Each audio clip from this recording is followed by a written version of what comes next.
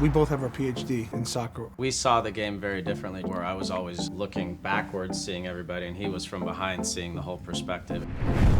We couldn't be more different from East Coast, West Coast striker, midfielder versus a goalkeeper. Our style. Style's pretty good. Style. There's a Tim Howard you would have seen on the field, a Landon Donovan you would have seen on the field. But then there's this. And that's what people are going to see.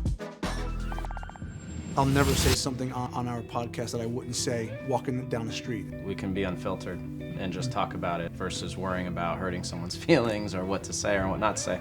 We live in a world now where we try to make everything black and white, but it's not. You think you're right, you know you're right, and you can still be wrong, right? And you have to always remember that, because that's what the game is. That's what soccer is, and life is that, right? And so there's nuance involved, and we can toe that line pretty accurately.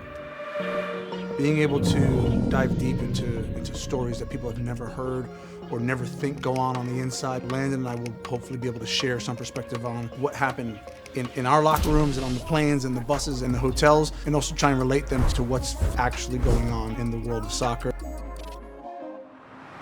It's so easy to create a judgment of another player or of a game or a way a team plays. Our listeners are going to come very curious and hopefully leave very informed, because we'll be able to break some of these things down that says, well, it's not as simple as it looks. I am probably quite different in a lot of ways than people would have seen on the field. We've lived so much of the same soccer experiences. People know us. I'm big on my opinion and giving it straight down the barrel. This is going to be an opportunity for our audience to get to know us in a completely different way.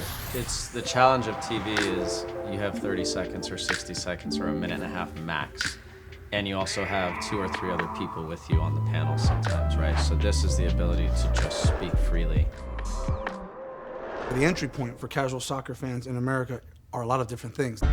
Video games, podcasts like ours, it's Premier League games and MLS games. It's not just going to the stadium with your granddad. The culture is very unique in our country, and we can speak to all of it. The same people who wake up and watch Brighton play, or then playing Sunday League at their local park, who are also watching Club America play Chivas at night and then going to an LAFC game. And so we have an opportunity, 1, to educate, and 2, to entertain and be honest and real with our listeners, because we understand that it's going to be the diehard soccer fan, but it could also be the casual crossover sports fan. So big responsibility.